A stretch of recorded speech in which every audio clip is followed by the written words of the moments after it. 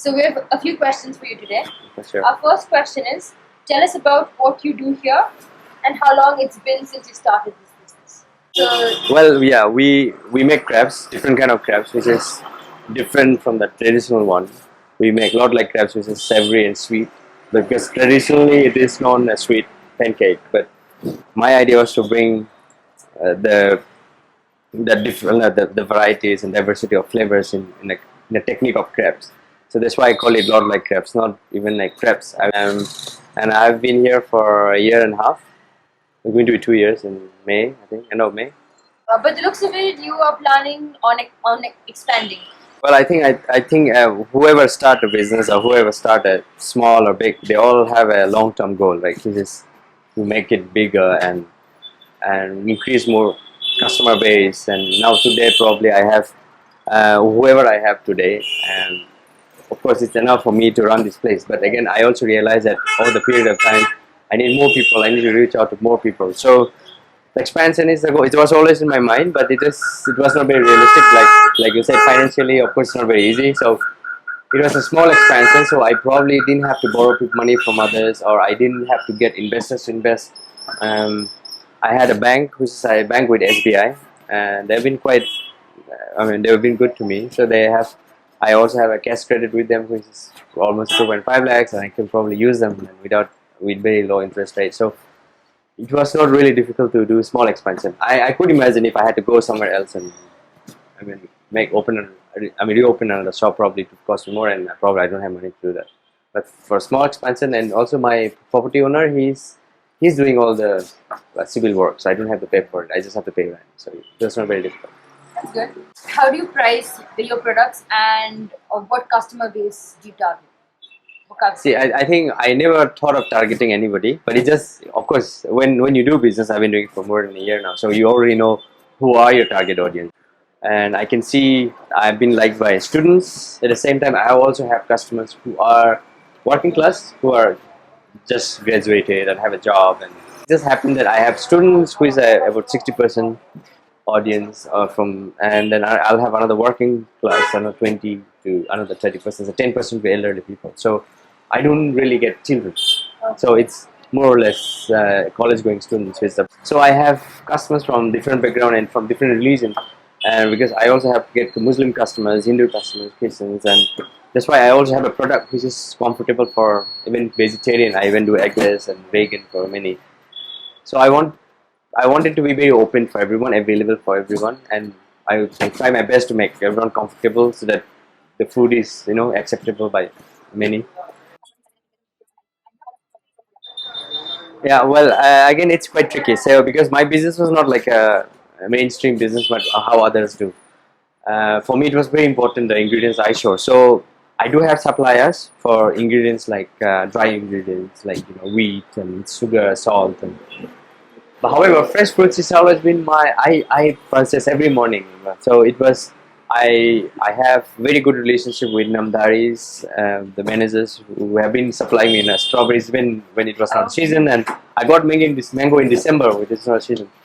So and then I also do buy from other retail shops like Star Bazaar and Spa uh, while necessary arises, because certain ingredients like Brazil's sometimes Namdari doesn't have enough for me, because my in the past I used to buy small amount of quantity of basil, but now I have to buy big amount of basil. So I'm still looking for vegetable suppliers, but then again, since I use fresh ingredients every morning, I buy them. So I don't really have supplier for like cheese and certain spices. I dry myself. So I dry the chilies, and so I have an auntie upstairs who help me doing that. So more or less, it's I don't know if for business perspective it's really good to have a structure like this. But for now, I've been buying chicken every morning. So I get from chicken from Lifeline, the Lifeline chicken, they call it tender chicken. So they also claim they don't fit antibiotics. So my chickens are very premium. It is. I buy it retail price. But then again, it was very important for me to have the outcome of the product. Then I could also buy chicken for half of the price than what I buy today. But it's very important that I get inventory wise, a few ingredients which is fresh, I buy every day so far. I don't know how long I can do it. I try my best to keep it up how I do. So buy vegetables about every day morning, pretty much. Of course, we have some leftover vegetable for, I mean, sometimes zucchini or capsicum we don't sell it everything in the evening, but next day we sell it, so it's Okay. rotate, so it's remained fresh. So I don't even have a freezer. I don't freeze my meat. Okay. So it has been always I buy today. It's also because see, I didn't have a lot of working capital. It's a small shop. In the beginning, whatever I had, I spent. So suppose I buy 5 kg chicken today, I sell 100 peri peris. In the evening, I get money. So next, it was easy for me to go and buy, and not many vendors were willing to give me credit. Maybe like so. But then, but I liked how the products are. So it's important that I get it fresh for me now. Well, like I said, dry. So most are dry ingredients like milk. We have milk suppliers, which is a common ingredient. But some of the products that I have, like suppose pestos all around the year, and you need to get fresh basil to make a pesto, since I can't buy pesto paste, which is quite expensive to buy in its baskets and stuff like that. So I have to look for those ingredients, and I prepare. Suppose for tomorrow, I already prepare. I ask someone who to get me basil, and I already ask shop managers to keep 10 pack of basils for me. So morning before I come to shop, I bring all the ingredients with me. Once I'm shop, I start my shop. So it is a very difficult job to do, but then again, this is what I like to do because I had this job so that, I mean, because I wanted to do something cooking and my ingredients. So when when the cooking involves me, so it also has to represent me. So it is very important that I choose the ingredients. And suppose, for example, I was not selling apple cinnamon today because I didn't get good apple. It's simple. I could make apple cinnamon, but it wouldn't be as good as I wanted my apple cinnamon to be. That's nice. So it's very personal, okay? Yeah. So it might not work for others. I think it took almost a year for me to. In the beginning, of course, I didn't even make money, but I think it is almost. I think for every business, I think it takes more than 12 years to break even. I mean, reach a level that we don't lose money. Break even, I think it takes up to 10 months, 10 months, 12 months, 10 to 12 months. For me, it took me about 8 to 10 months. I mean, yeah, I mean, our sales are steady, not income, but sales are steady. So my sales, we get enough sales that I can pay my boys and rent. And Maintain a physical record of the fruits and vegetables that you have.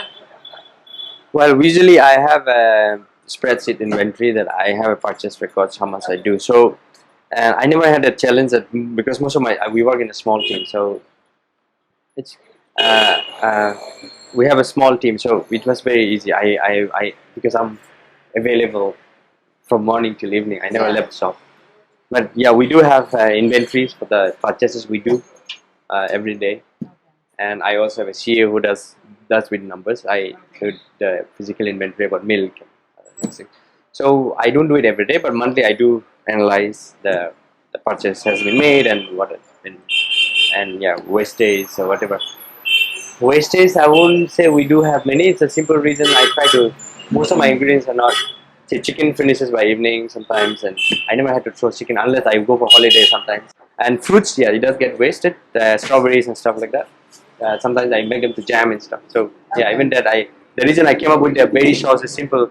The reason because when strawberry is going to go bad, I make them to berry sauce.